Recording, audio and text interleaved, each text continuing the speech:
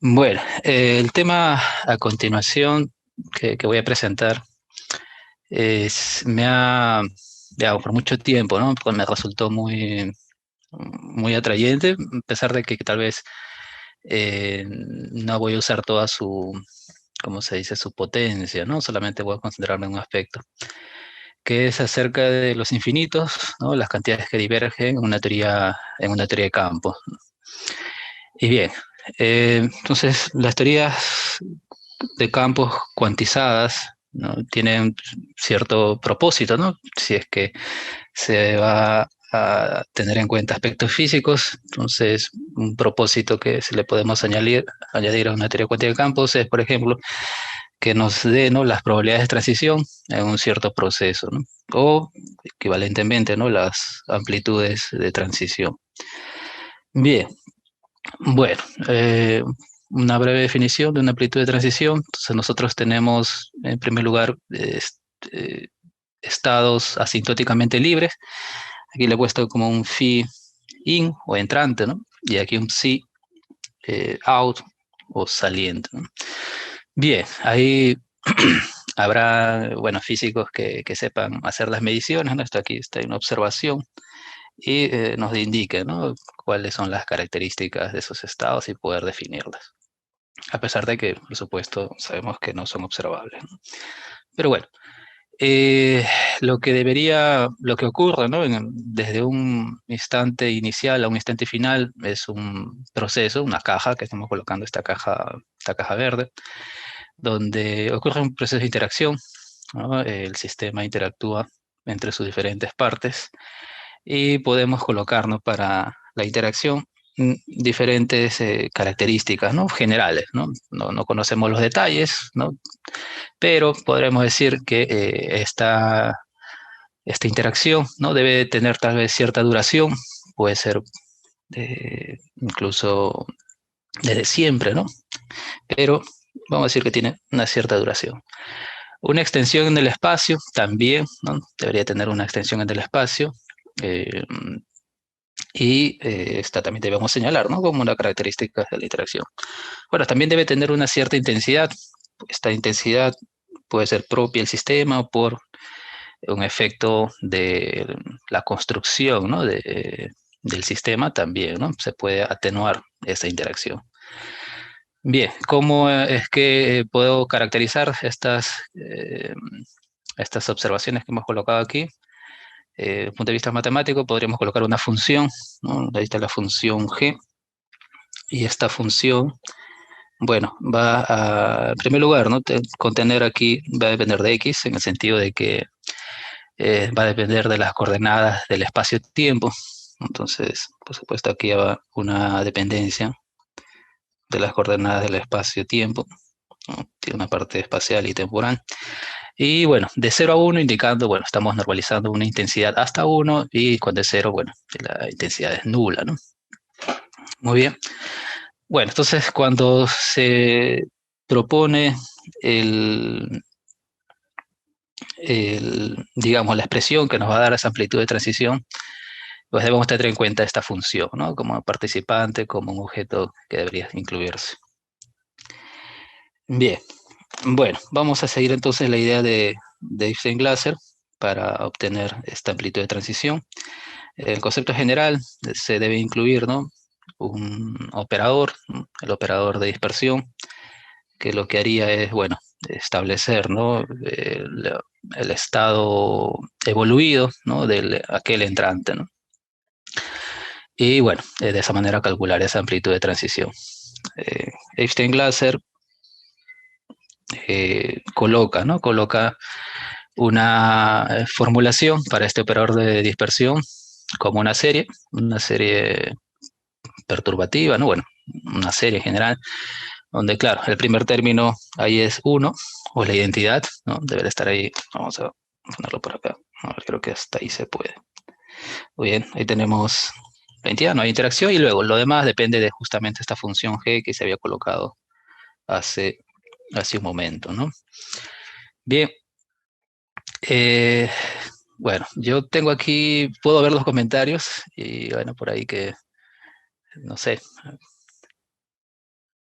Escuché unos comentarios por acá. Bueno, voy a estar atento al chat, ¿sí? Pueden ahí verlo.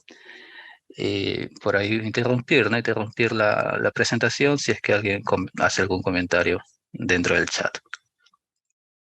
Bien. Bueno, este operador, ¿no? Este operador S, que es el operador de dispersión, tiene una parte que son estas funciones, ¿no? G, que me da la intensidad de 0 a 1. Y además tiene una parte de operadores, ¿no? Que tenemos los operadores T. Bien, entonces si nosotros encontramos los operadores T, en principio tenemos el operador de dispersión, ¿no? Es claro que este G al final debe escogerse, ¿no? De alguna manera para obtener fijado, ¿no? El operador de dispersión. Bien, bueno, entonces el método Steinglaser lo que nos da es encontrar, ¿no? El operador T. Para eso, bueno, sigue ciertos criterios. Aquí me coloca de manera gráfica un criterio, que es el criterio de causalidad, ¿no? Entonces ahí en círculo, vamos a ponerlo por acá, en círculo tengo ahí una región, el espacio-tiempo, ¿no? Ahí está en amarillo, está el cono de luz. Y bueno, entonces se dice una conexión causal, ¿no? Entre las regiones G1 y G2. Siempre, ¿no? En cualquier observador vamos a tener que G1 es posterior a G2. Muy bien, me parece que ahí voy a tener que hacer una corrección, así que no hay ningún problema. Vamos aquí, corregir aquí y aquí. Bien, bueno, entonces en principio vamos a colocar mejor que G1 sea anterior a G2, ¿no? Esta región es la región donde la función G, ¿no? Es no nula, ¿no? Se dice que es su soporte.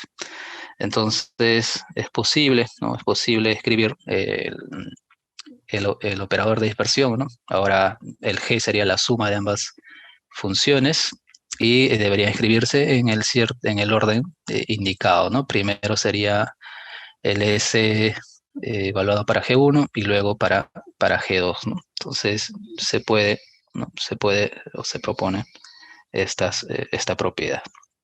Bien, bueno, nosotros podemos introducir aquí la serie, ¿no? La serie que se indica, ¿no? Ahí encima para cada una de ellas y obtener propiedades también para T, ¿no? Entonces aquí de lado, T ya es una función de puntos, en este caso de n puntos, ¿no?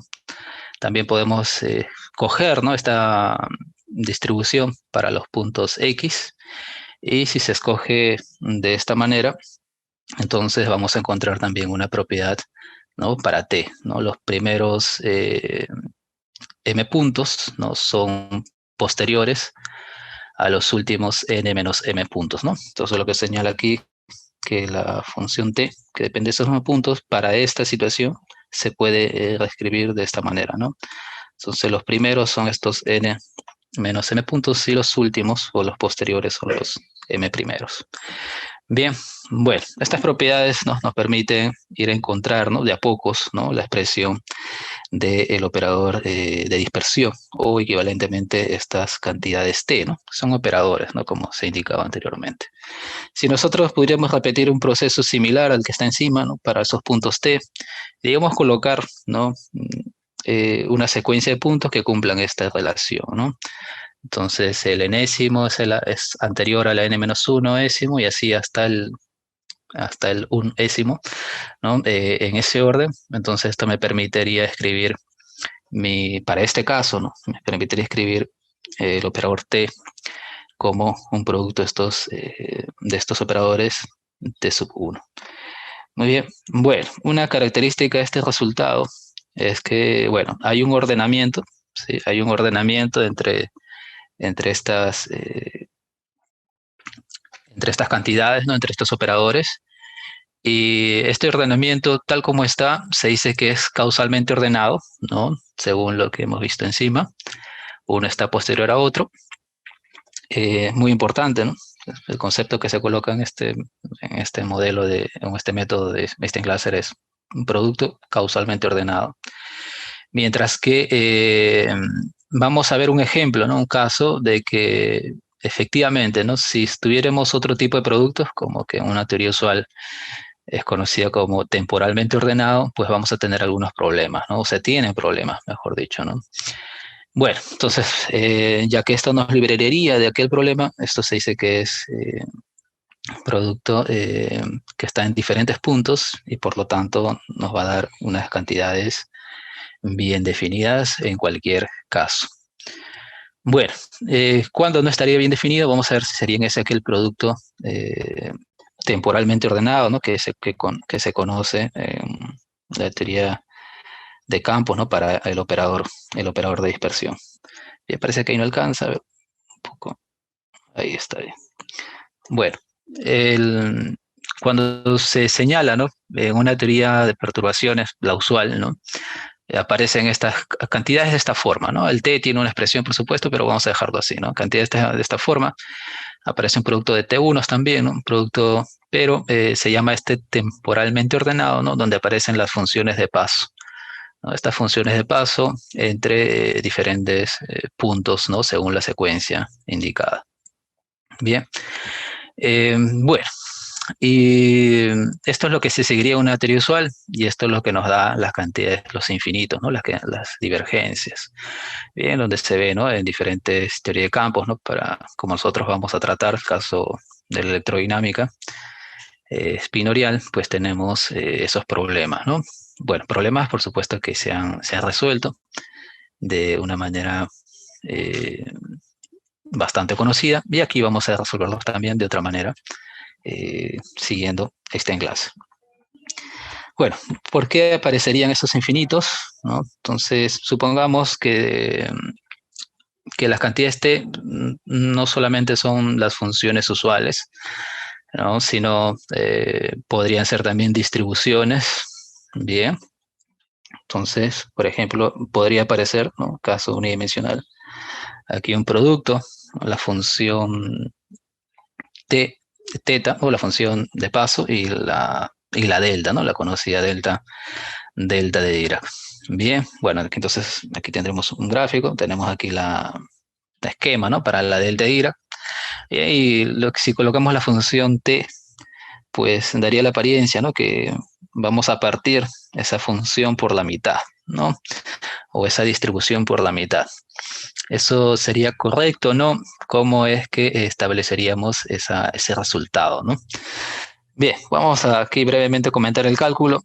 Bueno, así como está, no tenemos ninguna opinión favorable o desfavorable, pero si nosotros calculamos su transformada de Fourier, tal vez, ¿no? Tal vez podamos tener alguna idea de qué es lo que está pasando. Bueno, el cálculo de transformada de Fourier es algo que los estudiantes, ¿no? Lo ven en sus cursos de métodos, ¿no? Métodos matemáticos. Y, y bueno, para un producto de funciones, ¿no? Entonces aquí tenemos la función de paso, tenemos la función delta, ¿no? Bueno, aquí todas son X, disculpen, no lo he pasado al PowerPoint, ¿no? Preferí realmente, escogí hacerlo de esta manera, eh, como dices, para tratar de recordar, ¿no? Las épocas en que las presentaciones eran en las versiones anteriores, ¿no? Del grupo de física teórica, en este evento del Río Rimac, eran en pizarra, ¿no es cierto? Pero bueno, tratar de relembrar un poco esa situación.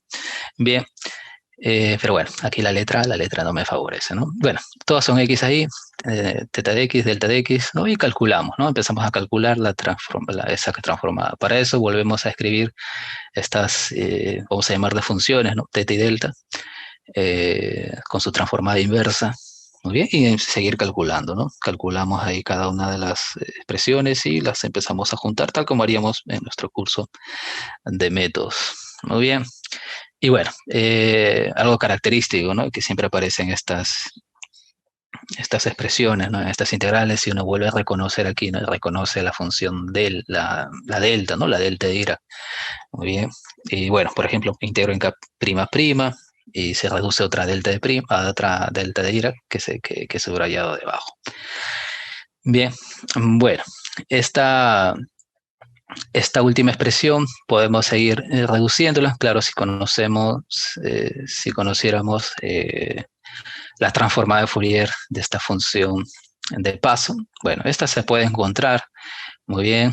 Ahí queda como ejercicio, como sería una clase, ¿no? Encontrar la transformada de Fourier de la función de paso. Y aquí debajo se ha escrito esta, esta, esta transformada. ¿Ok? Eh, bueno, yo sospecho que aquí debería haber algún... no sé si alguna indefinición en el cálculo. De hecho, tenemos que la transformada es 2 pi a la menos 1/2 por esta función que aparece aquí. Muy bien. Y ya. Sí, debería ser de esa manera. Y bueno, en esta última, si se integra, es claro que habría ese problema, ¿no? Se tendría el problema, un problema infinito. Muy bien. Sí. Y el problema sería en K' igual a 0, ¿no? El problema sería en K' igual a 0. Se tiene una conocida divergencia.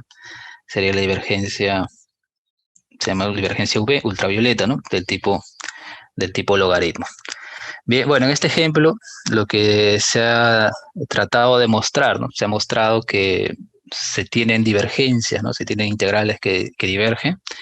Si es que en nuestra serie, ¿no? Estas funciones, estos operadores T, ¿no? Se expresan en términos de distribuciones, ¿no? Entonces, en una teoría cuántica de campos se tienen distribuciones y esa sería la explicación, ¿no? Por qué aparecen aquellas cantidades que divergen. Bueno, siguiendo aquí un súper resumen, ¿no? De qué consiste este programa de Steinglaser. Bueno, Steinglaser da una receta, ¿no? O consigue, mejor dicho, encontrar la receta para encontrar estas funciones, estos operadores T, ¿no? Si encuentro los operadores T, tengo el operador de dispersión. Muy bien, bueno, entonces nos dice, entre otras cosas, ¿no? Que debemos encontrar o definir, ¿no? El operador de dispersión inverso. Muy bien, de manera similar al caso directo, pues aquí aparecería en una serie y bueno, en términos de operadores, pero claro, ya no sería el operador T, sino un T tilde, ¿no? Algo por ahí, sí, hay un T tilde. Y luego nos dice, ¿no? Que deberíamos usar la definición del operador inverso por el operador inicial, eso nos da la identidad. Entonces, al operar el inverso con el directo, nos da la identidad y deberíamos nosotros, ¿no? A través de las simplificaciones, en fin, ¿no? Encontrar la relación entre T y este T tilde, ¿no? Bueno, esa expresión se consigue, ¿no? Entonces aquí tengo el T en términos, el T tilde, ¿no? En términos de los T. Muy bien, pero claro, nos dice aquí que debemos considerar las llamadas particiones, ¿no? Un concepto interesante. Tengo un conjunto de puntos, ¿no? Estas X mayúsculas son conjunto de puntos. En principio tengo n puntos, ¿no? Y las voy a ir definiendo en subconjuntos de ellas, ¿no? Bueno, entonces SPDR serían R subconjuntos, ¿no? Cuya unión me da los n puntos, ¿no? Bueno, aquí debajo, algo así, ¿no? De X1 a Xn voy escogiendo, voy haciendo las particiones respectivas para R puntos y estaré encontrando entonces las expresiones, ¿no? Que aparecerían en esta sumatoria, ¿no? Que nos daría el T tilde. Claro, aquí uno ve, ¿no? Percibe, ¿no? Lo complicado que sería ir aumentando el número de puntos, ¿no? Pero en principio se puede encontrar. Muy bien, bueno, siguiendo en el programa, entonces si nosotros tenemos los T, diciendo solamente T1, Tn-1, y claro, lo que quisiera mostrar o quisiera colocar aquí es el método inductivo usual, ¿no? Tengo T1, encuentro T2, tengo T2, encuentro T3. Pero bueno, aquí claramente se ve que si es necesario, ¿no? Para poder encontrar el T sub n, según la secuencia que vamos a ver, necesito los T tilde, ¿no? Y los T tilde dependen de los anteriores, ¿no? De los T1, T2, todos a la vez, ¿no? Entonces, bueno, es un método inductivo donde necesita realmente todos los anteriores. Si quiero el enésimo, necesito los n-1 anteriores. Muy bien, bueno, ya tengo los T's y ahora también tendría los T tilde. Muy bien. Bueno, y voy construyendo, definiendo algunas cantidades. Tengo estas otras operadores, el operador A, el operador R mayúscula, primados. Muy bien, aquí también tengo particiones, ¿no? Se define estas como particiones a un conjunto de los n puntos, pero bueno, es una bipartición, ¿no? Solamente tengo dos conjuntos, ¿no? El conjunto X mayúscula y el conjunto Y mayúscula con el punto enésimo, ¿no? Muy bien, bueno, en esta partición, por ejemplo, no se considera que Y sea el conjunto vacío, ¿no? Es una característica que aquí se debe tener, o mejor dicho, que X no sea el conjunto vacío, ¿no? Eso hay que tener en cuenta. Bien, bueno, en principio entonces tengo que introducir estos nuevos operadores, o también podemos decir distribuciones, ¿no? Ya que las T's y los T tildes son distribuciones. Bueno, ¿esto qué me permite definir, ¿no?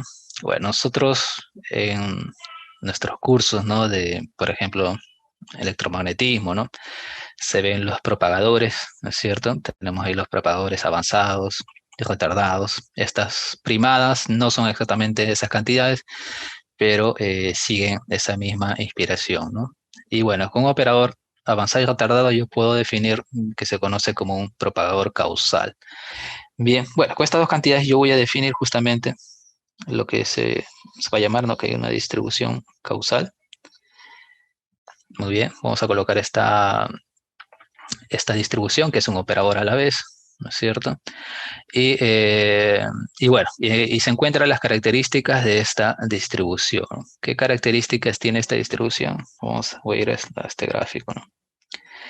Tal como se ve en un curso, ¿no? De electrodinámica. Bueno, entonces, que esta distribución pues está definida, ¿no? En una región fijado el punto xn. Bueno, está definida en el cono y dentro del cono de luz, ¿es cierto? Centrado en el punto xn. Y aquí, bueno, hace recordar, ¿no? Hace recordar estos propagadores que conocemos de la electrodinámica, ¿no? Y otras teorías de campos. Bien. Bueno, a partir de esta distribución yo podría, ¿no? Hacer una partición, de alguna manera, ¿no? De definir o de acotar esta, ¿no? Al cono superior o al cono inferior, ¿no? Si voy al cono superior tendría el llamado retardado, y si voy al inferior, pues tendría el llamado avanzado.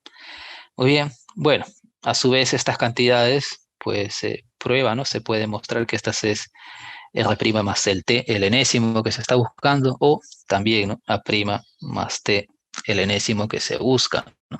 Recordemos que R' y A' se encuentran con los anteriores al enésimo. Bien, entonces, lo interesante es que, bueno, si yo hago la diferencia, ¿no? De R' menos A', tendríamos D, ¿no? Pero eso es eso pues resulta equivalente, ¿no? A hacer la diferencia entre R con A, ¿no? Tal como se ha colocado ahí a un lado. Muy bien. Bueno, de esta definición, la última que he sombreado, justamente, puedo escribir el enésimo, ¿no? El T enésimo como el retardado menos R' o el avanzado menos A', ¿no? Entonces, para los primados, recordemos que se tiene definido en términos de los n-1 anteriores, y para el R y el A, para el retardado avanzado, lo que tengo es que, de alguna manera, desdoblar, hacer una partición, un splitting, ¿no? De la distribución causal D. Muy bien, si consigo hacer esa manera adecuada, correcta, entonces tengo R, tengo A, y tendría el enésimo, ¿no? Bueno, en corto, ese es el programa, ¿no? De la teoría de perturbaciones según Glaser. Muy bien, entonces, ¿dónde surgen los problemas? En cómo hacer el splitting o la partición de la distribución, el operador D, ¿no? Ese sería el problema que que se debe resolver. Muy bien, bueno, para hacer eso de manera correcta, ¿no? Se debe tener en cuenta un concepto, ¿no? Que es la singularidad, ¿no? La singularidad de una distribución. ¿Cómo poder encontrar el orden singular de una distribución? Bueno, eh, lo que se, cómo se podría caracterizar bueno, lo usual es llevar, ¿no? A sacar su transformada. Y bueno, por ejemplo, la transformada de la delta, que es una distribución, es 1, ¿no? Proporcional a 1, es una constante, y se dice, ¿no? Que es de orden singular 0, de su derivada es de orden 1 y así, ¿no? Mientras más derivadas tenga la delta de Dirac, pues mayor es su orden singular. Bien, bueno, cuando hace la transformada ve que él es justamente tiene una forma, ¿no? Tipo polinomio, ¿no? Y el, el grado, ¿no? De este polinomio sería el orden singular, ¿no? Digamos, con la delta, pues se puede visualizar claramente esa situación. Muy bien. Bueno, ¿cómo sería la expresión general, ¿no? La expresión general para esta distribución, ¿no? Que se quiere realizar el splitting o la partición, vamos a colocarla de esta manera, ¿no? Es un operador y tiene también una parte numérica. Bien, los operadores, bueno, deben surgir, ¿no?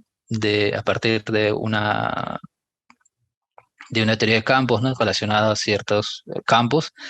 Aquí nosotros hemos colocado campos fermiónicos, ¿no? El usual, campo de Dirac y el campo electromagnético, ¿no? Esto porque, bueno, vamos a tomar el ejemplo, ¿no? De la una electrodinámica espinorial, y por eso se hemos tomado en cuenta ellos, ¿no? Se dice que ellos no están contraídos, están en su forma libre, ¿no? Pues estos dos puntitos, ¿no? Es el normalmente, bueno, aquí está, ¿no? Normalmente ordenado. Bien, bueno, pero lo que nos va a interesar para hacer la partición es la parte numérica o la distribución numérica, en este caso de minúscula, ¿no? Y esta es la que debemos conseguir tener, ¿no? Si quiero hacer la partición, en primer lugar tendría que tener en cuenta el orden singular, ¿no? De esta distribución. Bueno, aquí ya no me refiero a ella como un operador, solo como distribución. Muy bien, bueno, las distribuciones se pueden entender como funcionales, ¿ok? A ver, aquí hay una pregunta, vamos a estar atentos a todas las preguntas.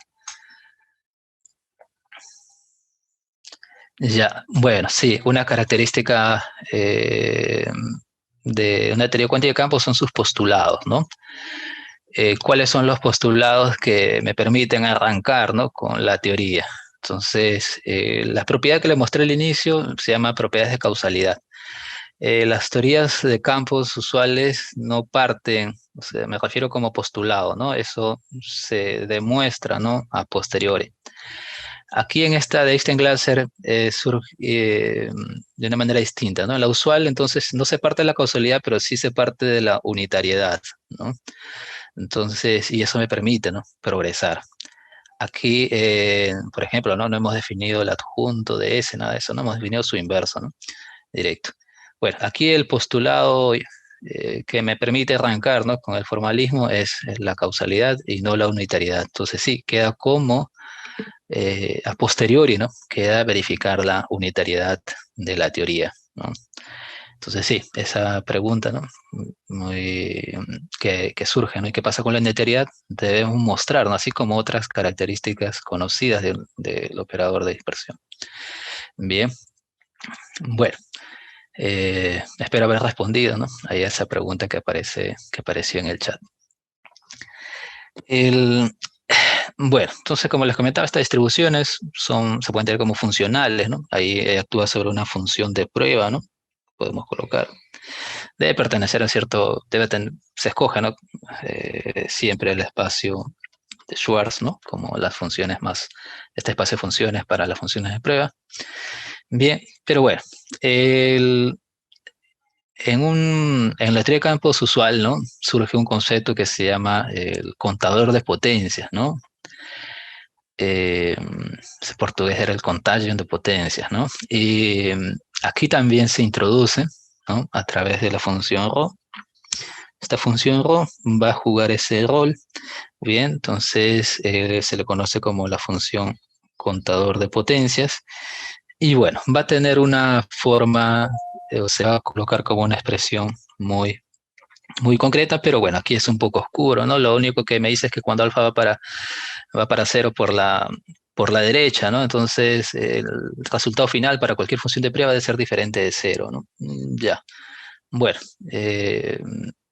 esta error que se encuentra para que cumpla esa propiedad, pues se puede llegar a mostrar que al final de cuentas adopta digamos, ¿no? Al introducir una escala A, ¿no? Un A, pues adopta una forma de este tipo, ¿no? Siempre en el límite alfa yendo para cero por la derecha. Muy bien, y bueno, entonces este omega que aparece aquí, vamos a mostrar este omega que aparece aquí, pues es el orden singular, ¿no? Es el orden singular, digamos, como una expresión general, ¿no? Que hemos colocado aquí. Ya veremos más tarde, ¿no? Que vamos a calcularlo también de manera concreta en un caso. Bueno, en dos casos, los casos para los campos que hemos colocado antes. Bien, bueno, entonces se dice primero conocer el orden singular, ¿no? Porque sabiendo el orden singular voy a tener dos expresiones para el retardado por el avanzado, ¿no? O siempre la distribución numérica. Muy bien, bueno, se puede mostrar, ¿no? Ahí vamos a omitir esos detalles. Se puede mostrar que si omega fuese negativo, ¿no? Estrictamente menor que cero, entonces la expresión que dice que debo usar yo, ¿no? Ahora todo en el espacio de momentos o en el espacio transformado, ¿no? Debe ser esta, ¿no? Esta de aquí. Entonces el retardado numérico puede expresarse en términos del t numérico, del d, ¿no? El causal numérico, de esta manera. Bueno, hay una integral en t, ¿no? Bueno, este t no tiene ningún significado, es integral que aparece en el desarrollo. Sin embargo, lo que nosotros podemos ver es hay cierto parecido aquí con la función, con la transformada de la función de paso, ¿no? Y efectivamente no se puede, queda como ejercicio, identificar aquí, ¿no? La transformada de la función de paso, ¿no? Entonces, cuando omega es negativo, esto se dice, ¿no? Que se reduce, ¿no? Se reduce al producto temporalmente ordenado, ¿no? Entonces, para este tipo de distribuciones, llamada distribución regular, pues la teoría se reduce, ¿no? A lo anterior, ¿no es cierto? Al anterior conocido, digamos, ¿no? De hecho, esto tiene también sus años, surge este método, bueno, fue introducido, siento que no me equivoco, en los años 70, ¿no? Y con ideas anteriores incluso a ella, ¿no? Digamos, ya establecida en los años 70, pero ya ideas anteriores de Bogoliubov, de Heisenberg, en fin, ¿no? Bueno, entonces aquí uno identifica, ¿no? Identifica la transformada de la función de paso y puede efectivamente decir, ¿no? Que esto se reduce a la teoría de campos usual, ¿no? Con productos temporalmente ordenados. El problema surge, ¿no? Cuando omega es mayor o igual a cero, ¿no? Si omega es mayor o igual a cero, entonces ya no puedo usar esta expresión eh, usual, digamos, ¿no? La anterior, ¿no? Con las funciones de paso que se identifica. Bueno, este se le conoce como distribución singular para diferenciar del nombre del anterior. Muy bien. O propiamente una distribución. Muy bien. Bueno, la expresión ahora es distinta, efectivamente. El retardado numérico se puede obtener a partir de la causal, pero bueno, ahora aparece el orden singular por aquí, ¿no? Ahí está el orden singular, aparece la expresión. Para cada omega voy a tener que integrar eso de ahí. Muy bien, bueno, entonces se tiene otra expresión, ya no es la función de paso. Esta expresión es conocida, a ver, por los que hacen óptica, ¿no? En óptica creo que aparecen expresiones similares y también en otras áreas, ¿no? Esto es conocido como relaciones de dispersión. Entonces, hay relación, ¿no? De este tipo entre dos cantidades de en una misma descripción, ¿no? En óptica, no recuerdo, ¿no? ¿Cuáles son esas cantidades? Una de ellas era el índice de refracción, recuerdo, y la otra me queda ahí por recordar. Bueno, entonces esta expresión conocida, ¿no? En óptica se conoce como relación de dispersión. Y bueno, en otras áreas también se usan de relación de dispersión. Bueno, en el anterior, el retardado es único, ¿no? La expresión es única. Sin embargo, aquí no. Se puede mostrar, ¿no? Que si uno en el procedimiento de obtener la expresión, pues se puede escribir este R de esta manera, pero también de otra. Entonces pudo haber sido el R sombrero, vamos a decirlo así, y el R tilde, ¿no? R tilde, ¿qué significa? Que puedo agregar, ¿no? Como le decía antes, ¿no? Aquí las distribuciones tipo delta y no tienen forma tipo polinomio, ¿no? Entonces, si el orden singular es omega, entonces yo puedo agregar un polinomio, ¿no? Un polinomio hasta de grado omega. O sea, aquí estoy haciendo eso, no estoy agregando un polinomio de grado omega. Bien, entonces ahí está la situación aquí, ¿no? Como sería el problema de esta descripción, es que para el caso singular, ¿no? Debo agregar entonces, o queda libre, ¿no? No queda fijada realmente los resultados debido a que existe esta posibilidad. Muy bien. Bueno, ¿y cómo se fija, no? Entonces dice, se puede fijar, sí, parece que hay que introducir condiciones, ¿no? Aquí por nombre, normalización, otro nombre, renormalización, tal como decía el título. Solamente que en este enlace no se usa la palabra renormalización, sino simplemente normalización. En renormalización, el programa de renormalización tiene una estrategia, ¿no? Conocida que es la de los contratérminos. Bien, ¿qué significa? Que parte de una lagrangiana desnuda, ¿no? Se dice así. Luego de encontrar, ¿no? O identificar vía algún método de regularización las divergencias, ¿no? Clasificar las divergencias de la teoría, pues redefino mi lagrangiana, y ahora una lagrangiana vestida, ¿no? Y ahí lo que voy a obtener es la lagrangiana anterior, la desnuda, más los contratérminos, ¿no? Entonces aquí esta polinomio adicional, ¿no? También se entiende, ¿no? Como, pues, tipo, ¿no? Los contratérminos, y ahí hay que fijar, ¿no? Hay que fijar como en renormalización se fija, ¿no? Eh, se fijan las expresiones, ¿no? Vía ciertas condiciones, ¿no? Fijando las masas, en fin, ¿no? De las cantidades que se tengan en el modelo, ¿no? En este caso que nosotros vamos a seguir, la electrodinámica espinorial. Muy bien. Bueno, entonces tiene que colocarse todas las condiciones posibles, ¿no? Todos los criterios que uno tenga en cuenta. Lo dramático sería que recordemos que esto es para cada D, ¿no? Y un D asociado a un cierto número de puntos n, ¿no? O un orden n. Entonces lo dramático sería, ¿no? Y en cada una de ellas tengo que tener estos términos adicionales y fijar todas ellas, ¿no? Entonces, que el número de condiciones que nosotros imponemos por fuera es finito, ¿no? Eh, que no fueran lo suficientes para fijar estas constantes, ¿no? Que tendrían que hacerse donde aparezca en mi serie, ¿no? Términos con distribuciones singulares, pues si no fuesen suficientes, ¿no? Se dice que la teoría es no normalizable, que en renormalización no como no renormalizable, ¿no? Es decir, el número de contratérminos no fue suficiente, ¿no? Entonces se dice que es no renormalizable, ¿no? Teorías no renormalizables, creo que según los títulos, ¿no? De los anteriores expositores, pues es lo que han mencionado por ahí tal vez, ¿no? Teorías cuánticas de la gravitación, pues tienen esa pequeña dificultad. Bueno, aquí en principio no hay la dificultad de los infinitos, hay la dificultad de fijación de estas constantes, ¿no? Una teoría de distribuciones bien definida, eh, pues no hay infinitos realmente, todas estas cantidades son finitas, el problema es fijar estas constantes, ¿no? Y el drama que se podría tener es que el número de condiciones no sea suficiente, ¿no? Para fijar todas las constantes y ahí estaríamos en las mismas, como dice, con las mismas dificultades, ¿no? Que se tienen en la renormalización usual. Muy bien. Bueno, Entonces, eso tendría que estudiarse, ¿no? Modelo a modelo, ¿no? Modelo a modelo, ver las dificultades. Muy bien, bueno, volviendo a nuestro T, ¿no? Volviendo a T. T en general es una, habíamos dicho, no es un operador,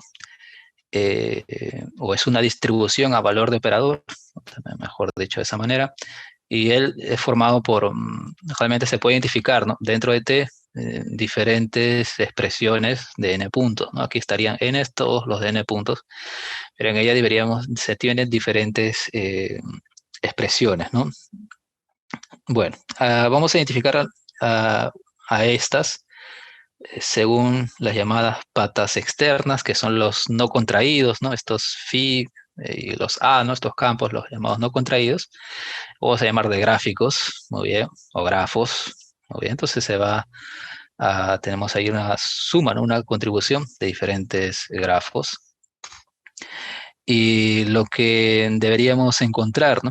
En estos grafos es lo que nos interesa, es la parte numérica, ¿no? Muy bien. Entonces se debe de identificar estas de ahí. Y aquí, para ilustrar eh, en una teoría usual tenemos los diagramas de Feynman.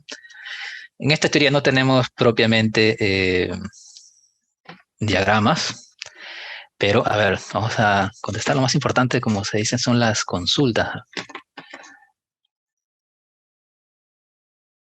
Ok, sí. Bueno, si es que el número de condiciones dice que la pregunta, ¿no? Vamos a releer la pregunta de otra manera. ¿Qué pasa si el número de condiciones no era suficiente, ¿no? Para encontrar las constantes? Sí, se dice que la teoría es no normalizable, ¿no? Porque habría un conjunto, ¿no? De parámetros libres, que son estas constantes, que no podrían ser fijadas. Y eso nos permitiría no poder calcular, ¿no? Por ejemplo, las amplitudes de transición, no tener el operador S, ¿no? Ese sería el problema, ¿no?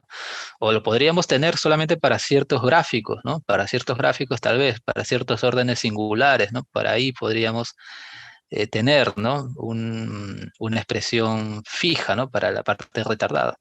Y con eso, para T. Sin embargo, eh, tal vez no para todos los grafos, ¿no? No para todos los grafos y eso sería el drama, ¿no? Que se tiene. Bien. La otra complicación, ¿no? Que tal vez voy a añadir aquí a lo que menciona, eh, a lo que se ha mencionado, es que, bueno, en esta teoría es una teoría donde se tienen los campos, son asintóticamente libres, ¿no? Entonces es un problema, por ejemplo, que aquí, pues, ¿qué pasa si es que no se identifican los campos asintóticamente libres, ¿no? Recordemos que si son asintóticamente libres, es porque ellas deben tener ciertas propiedades, ¿no? Que se identifican en la experiencia, ¿no? Tal como lo había colocado en el primer esquema, ¿no? Pues una cosa es la teoría del campo y otra cosa es cómo ésta se asocia a la observación, ¿no? Y ahí podría haber problemas, ¿no? Muy bien. Bueno, por suerte la electrodinámica espinorial más o menos funciona muy bien, ¿no? Bueno, para dar un ejemplo aquí, ¿no? De estos grafos, la dispersión leptón-leptón, ¿no? ¿Qué significa eso? Como les dije, aquí no hay diagrama de Feynman. Esto es una expresión artística mía, por supuesto, a otros les sale mejor, eh, donde se ha colocado en la caja negra, ¿no? Esa caja negra sería la parte numérica, ¿no? La parte contraída. Muy bien, ahí está la caja negra, ese sería el T, vamos a ponerlo, que sería el T sub G, muy bien.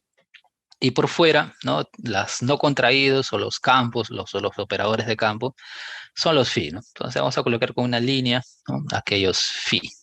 Muy bien, en un diagrama de Feynman yo tendría que colocar flechitas, ¿no? La dirección, en fin. Aquí no, realmente no, pues no es necesario, ¿no? Normalmente no se ha seguido esa estrategia, ¿no? Aquí, pues, realmente no es necesario, es más para poder ilustrar, ¿no? Lo que se esté realizando. Bueno, otro grafo, dispersión leptón-fotón. ¿no es cierto? Para la electrodinámica espinorial, pues también se tiene esa situación. Lo mismo en la caja tengo la parte numérica, la parte contraída, y por fuera, ¿no? Por fuera tengo, bueno, para ilustrar, ¿no? Tengo las líneas, que las anteriores se referían a los fermiones o a los leptones. Bueno, el leptón para indicar, ¿no? Ya darle esta, esta característica de partícula, ¿no? Pero si me refiero al campo, serían el campo fermiónico, y la línea ondeada sería el campo electromagnético, ¿no? Muy bien. Bueno, otras también que aparecen en una teoría de campos, ¿no? En los anteriores son de dispersión, ¿no? Las autoenergía, ¿no? También aparece la de autoenergía. Por ejemplo, tengo solamente dos patas externas, dos campos, operadores de campos fermiónicos externos, y en la caja la parte numérica, ¿no? Entonces, ese grafo, ese tipo de grafo se llamaría autoenergía, ¿no? Autoenergía de fermión. Bueno, también se podría identificar la población del vacío, muy bien, como un grafo, de esa manera, donde ahora, ¿no? La parte externa serían estas líneas ondeadas que representan al campo electromagnético, y en la caja tengo la parte numérica. Muy bien, bueno, entonces sí, se puede esto, obviamente, ¿no? Uno cuando estudia teoría de campos, pues estudia la usual, ¿no es cierto? Y, y estas cajas, estas líneas, bueno, por supuesto, han sido inspiradas, ¿no? En esas diagramas que uno ve en la teoría cuántica de, de Feynman, Dyson, etcétera, ¿no? Eh, bueno, entonces, si vamos a hacer, digamos, algo de diagramática, lo haríamos de esa manera, ¿no? Según una parte interna o numérica y otra parte externa o de operador, ¿no? Que no ha sido contraído. Muy bien. Bueno, entonces, como les mencionaba, ¿no? Siempre vamos a tener la dificultad, ¿no? De tener el número de contratérminos, y el número de contratérminos o el número de constantes o parámetros libres, pues va a ser fijado, ¿no? Por el orden singular, ¿no? En este caso, la parte numérica, que es lo que nos interesa. A ver, vamos a leer esta pregunta. Sí, sí, sí, es una pregunta que yo también me la hago, ¿no? ¿Se puede hacer una formulación no perturbativa inspirado, ¿no? De alguna manera en el método de Steinglaser? Pues esto está como dice, in progress, ¿no? En progreso, ¿no? En esta presentación, pues tal como está, lo que funciona bien, pero cómo llevar estas ideas, ¿no? A una teoría no perturbativa, ¿no? Eh, no, no siempre hay alguna equivalencia, ¿no? Entre una teoría, digamos, para un mismo modelo, un formalismo perturbativo y no perturbativo, ¿no? Eso no siempre se tiene, ¿no? Eh, recuerdo, ¿no? Que para la cromodinámica cuántica, pues se usan las dos, ¿no? Los dos formalismos, ¿no? Perturbativo y no perturbativo, pero para diferentes aspectos, ¿no? Del modelo. Y no hay pues a priori no hay un match, ¿no? Entre ambas, ¿no? Entonces, aquí tenemos, por ejemplo, una teoría de perturbación, un formalismo de teoría de perturbaciones inspirado, o bueno, cuyo punto de partida no ha sido el principio causalidad, y como fondo, ¿no? Matemático, la teoría de distribuciones, y si esto se puede llevar o no a un formalismo no perturbativo, pues supongo que hay que partir de cero y volver a repensar todo, ¿no? Muy bien, sí, queda pendiente, ¿no? Queda pendiente cómo sería, ¿no? Cómo sería esa teoría, ese formalismo no perturbativo, siguiendo, ¿no? Las ideas que se ha mencionado acá, ¿no? Muy bien, bueno, entonces el gran problema es el orden singular, ¿no? El orden singular, ¿cómo es que voy a encontrar el orden singular de una serie y para todos los términos, ¿no? Eh, eso, eso puede ser un desafío, ¿no? Cómo encontrar el orden singular para todos los términos. Entonces, lo que se hace es suponer, ¿no? Suponer, o mejor dicho, de alguna manera tengo que conocer el orden singular de los grafos más, con menos puntos, ¿no? Y con ellos construir los demás puntos, ¿no? Entonces, aquí, por ejemplo, como acá el grafo G1, G2, ¿no? Supongamos que ellos, su orden singular es conocido, por lo tanto, sus distribuciones numéricas también, ¿no? Y de ahí que ahora, ¿cómo encontraría yo ¿no? Cómo es que se encontraría en el caso que ellas dos se contraen. Es decir, ambas tenían, recordemos, esas patas verdes, ¿no? Y ahora tenemos en el medio esas celestes, azules, en fin. Eh, pues ellas representarían, ¿no?, las contracciones entre las verdes fermiónicas o las onduladas, ¿no?, las onduladas electromagnéticas. Muy bien, bueno, entonces esto me permite al menos hacer algún esquema. Tengo aquí G1, aquí tengo su distribución numérica, sería conocida para G2 y el orden singular de ellas también. Bien, y en el medio, bueno, en el medio lo que se tiene es, digamos, al momento de desarrollar la teoría, lo que se tendría es una contracción. Y esa contracción es de un producto normalmente ordenado, ¿no? Bueno, lo que nos va a dar, ¿no?, es lo que se conoce como un propagador, ¿no? Pero es un propagador de los todos, lo hemos mencionado antes, ¿no?, retardado, avanzado, causal. Bueno, este tiene un nombre distinto, llamado propagador de frecuencias positivas, ¿no? O estos propagadores, ¿no?, que aparecen eh, en el formalismo de Wyman, ¿no? Uno los conoce como los BEF, ¿no? A ver, ¿cómo le llamaría? Los valores esperados en el vacío, ¿no?, de un producto normalmente ordenado de campo, en este caso de un par de campos, ¿no? Muy bien. Bueno, si conozco, ¿no?, estos son formados solamente por dos puntos, ¿no? Entonces, este principio se podría encontrar, ¿no? Entonces, conozco el T1 y T2, podría yo encontrar estos D más y ya está, ¿no? La siguiente cuestión es cómo encontrar después el orden singular de todo. Bueno, aquí hay detalles, ¿no?, que no se han omitido. Y bueno, lo único que voy a mencionar aquí al final, ¿no?, es que efectivamente, ¿no?, antes nosotros teníamos una expresión, ¿no?, con el contador de potencias, en fin, ¿no?, para poder expresar en general, ¿no?, el orden singular de una distribución. Pero bueno, para estos casos muy concretos de dos puntos, ¿no?, valor esperado de el caso de dos puntos, pues en la práctica, digamos, vamos a seguir este límite, ¿no?, también por la derecha, este alfa yendo a cero, y ahí uno va a poder identificar, ¿no?, este alfa la menos algo. Eso se va a poder factorizar y este sigma, ¿no?, va a ser el orden singular de esta distribución de dos puntos. Muy bien, esa es la que se va a poder identificar.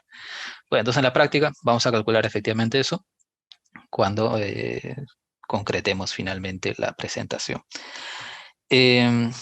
Bueno, el gráfico contraído, por supuesto, va a tener, en general, sabemos que va a tener un contador de potencias, ¿no?, el rho de todo, ¿ok? Entonces, se supone que son conocidas para el gráfico 1, para el gráfico 2, ahí está.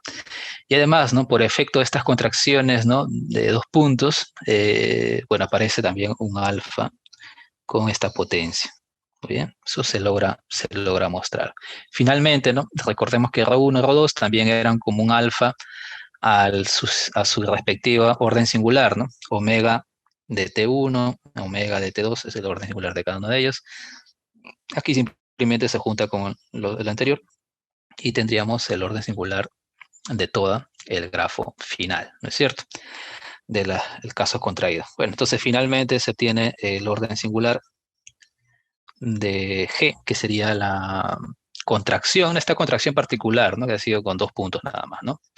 De un mismo tipo, se ha dicho, ¿no? Todo eso que todos tienen el mismo sigma, ¿no? Aquí el sigma es el mismo para todos porque se ha tomado siempre par de campos del mismo tipo, fermiónicos o bosónicos, ¿no? Solamente para cada caso, ¿no? Muy bien, bueno, entonces aquí obtenemos justamente el orden singular para el grafo final, muy bien, o como se dice aquí, contraído para este caso. Bueno, este caso particular donde la contracción era del mismo tipo, pues se puede generalizar y decir, bueno, ahora consideremos no solamente el caso solo fermiones contraídos o solo bosones contraídos, podemos decir que en general pueden aparecer de diferentes maneras, ¿no? Y eso es lo que nos permite encontrar la siguiente expresión. Entonces, bueno, ahora el orden singular también sería el orden singular de cada uno de ellos más, ¿no? Y aquí el índice J, ¿no?, indica para cada tipo de campo, fermiones, bosones, pueden ver diferentes, en general, ¿no?, diferentes fermiones, diferentes bosones, y aquí el índice J indicaría todos los casos, ¿no? Pero para cada una de ellas ¿no? Para cada caso de 2 puntos, vamos a tener su propio sigma, ¿no? Su propio sigma j. Este menos 4 sí sale siempre, ¿no? En el cálculo siempre se tiene por fuera ese menos 4. Muy bien. Bueno, los que habría que encontrarse entonces son estos sigma j, ¿no? El orden singular de las funciones o los valores esperados, los productos, ¿no? De 2 campos, o las funciones de 2 puntos. Muy bien, esto es lo que sería necesario encontrar. Muy bien, entonces a eso se le llama los propagadores, ¿no? De frecuencia positiva, como antes habíamos mencionado. Muy bien, bueno, aquí en el ejemplo 2 puntos de 2 fermiones, eso es conocido, vamos a suponer que tenemos ya este resultado. Muy bien, vamos a ponerlo. Tenemos aquí ya este resultado. Y bueno, según la estrategia, la anterior, debo poner simplemente P entre alfa y calcular este alfa que se logre factorizar y ya estaría, ¿no? Entonces, bien, ahí ponemos P entre alfa, listo. Y bueno, solamente habría que recordar, ¿no? Que aquí en la distribución, en la delta de Dirac, ¿no? Pues ese alfa es positivo, ¿no? En fin, etcétera. Esto sale también, ¿no? Puede salir de la delta, ¿no? Ahí los estudiantes, ¿no? Habrán visto su curso de métodos, que será métodos 1 o antes incluso, ¿no? Se menciona las propiedades de la delta de Dirac. Muy bien, bueno, entonces el alfa cuadrado que está en el denominador ahí sale como alfa al cuadrado en el numerador, ¿no es cierto? Y se encuentra con este alfa a la menos 1 y vamos a tener alfa a la 1, simplemente alfa, ¿no? Recordemos que el orden singular es el negativo de la potencia de este alfa, ¿no? Entonces el orden singular para los fermiones, opa, casi corto la transmisión. Vamos a ver si esto se da por acá. Sí, por aquí. Bueno, ojalá que no. Ya está. Bien, entonces aquí tendríamos,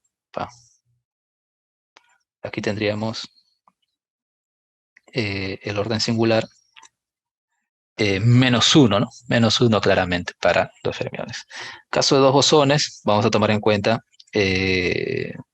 bueno, lo siguiente, ¿no? Aquí se ha escogido un gauge particular, el gauge de Feynman, en fin, para tener una expresión bien corta de este propagador.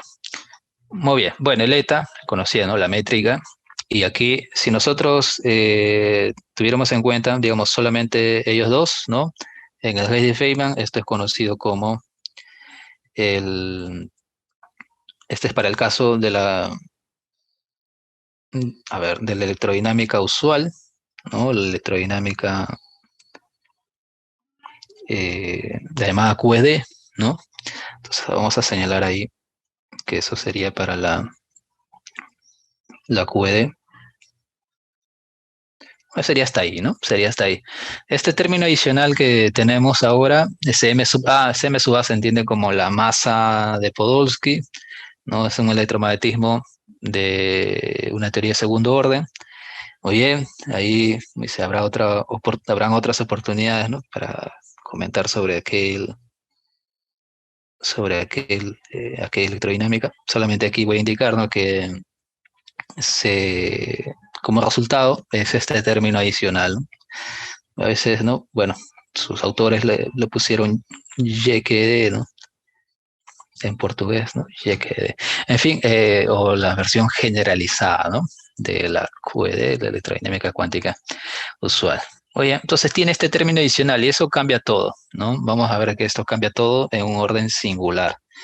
Bueno, por ejemplo, ¿no? Si nosotros aquí estamos haciendo la misma estrategia, ¿no? Que antes, tendríamos aquí el alfa k cuadrado entre alfa cuadrado, ¿no? Bueno, la función de paso pues no hace nada, una cantidad positiva, ¿no? Alfa. Pero aquí sí, ¿no? Si solamente hubiésemos tenido en cuenta esto de aquí, ¿no? Que sería en la QED, pues rápidamente tendríamos un orden singular. El negativo de alfa, la potencia de alfa sería menos 2, ¿no? Ahí sería menos 2. Y mientras que en el, en la YQD, bueno, en la generalizada, ¿no? Tenemos un término adicional y eso cambia todo, porque ese término adicional es una distribución. Efectivamente, el alfa cuadrado ha salido ¿no? por efecto que hemos mencionado antes, ¿no? Que está en la delta de Dirac. Pero bueno, lo que yo no puedo decir aquí finalmente es que el orden singular sea -2, ¿no? Lo que habría que hacer realmente es hacer una especie de expansión. Habría que expandir ese término adicional. Muy bien, y ahí lo que uno observa, ¿no? Pues acordemos que al final el límite es que alfa va para 0, ¿no? Entonces sí, podría aproximar hasta aquí y se va a ir el primer delta, ¿no? Y nos va a quedar la derivada de delta por acá. Es el término que sobrevive. Pero ahora el alfa, pues es alfa a la 4, ¿no? Entonces en la que de usual tenemos un orden singular -2, ¿no? Para esta parte del propagador, mientras que para la generalizada tenemos un orden singular -4, ¿no? Muy bien, entonces, bueno, el orden singular, como he mencionado antes, cambia todo, ¿no? Cuántos parámetros adicionales libres van a quedar, etcétera, ¿no? Entonces, ahí se cambian muchas cosas, ¿no? Um, la dimensión, ¿no? Del espacio-tiempo también juega un rol. De hecho, las expresiones, siempre se han trabajado en todas las expresiones el caso 3 más 1, ¿no?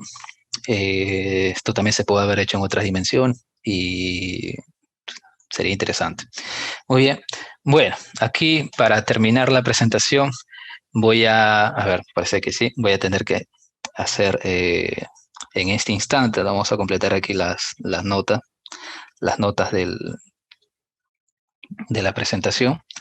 Y bueno, tenemos entonces prácticamente todo lo necesario para, para encontrar el orden singular de un cierto grafo, ¿es cierto?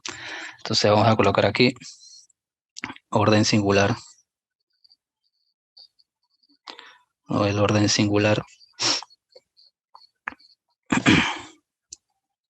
de un grafo, de un gráfico, ¿no? Vamos a poner aquí. Muy bien, bueno, nosotros debemos recordar o remarcar, ¿no? Que el grafo es apenas una ilustración y que, bueno, su significado es en las expresiones, ¿no? Oye, bueno, entonces, en principio, vamos a colocar acá esta caja, ¿no? Que representaba la parte numérica de, de una distribución. Muy bien. Y en ella tenemos, ¿no? Las partes no contraídas, ¿cierto? Las partes no contraídas. Bueno, vamos a ilustrar aquí por aquí una línea. A ver, vamos a colocar la línea por acá otra. Digamos, ¿no? Unas cuantas por aquí, solamente para señalar, ¿no? Y por ahí estarán. Podría haber otras, ¿no? Podría haber otras ahí, ¿no? Oye, bueno, entonces deberíamos tener en cuenta que hay hasta ahora no todas las características que hemos obtenido según las externas, ¿no? Las patas externas que hemos obtenido. A ver, vamos a volver a nuestra expresión. Ah, bueno, teníamos aquí, ¿no? Teníamos aquí, bueno, la expresión general, ¿no? Está aquí, ¿no? Bueno, en esta expresión nosotros habíamos colocado este sería el orden singular. Eso es lo que deberíamos expresar, ¿no? De los propagadores. Muy bien, y esto es, digamos, el número de contracciones, ¿no? Muy bien. Y bueno, se puede, se puede, eh, se puede entonces tener una expresión según el número de contracciones. ¿Ok? Bueno, aquí entonces nosotros vamos a indicar, ¿no? Que hay una cierta cantidad de contracciones y todo estaría perfecto, ¿no? Bueno, se tiene, ¿no? Entonces vamos a colocar aquí, se tiene. Ok. A ver, me ha llegado una pregunta por el WhatsApp, eso sí es creo que la primera vez que...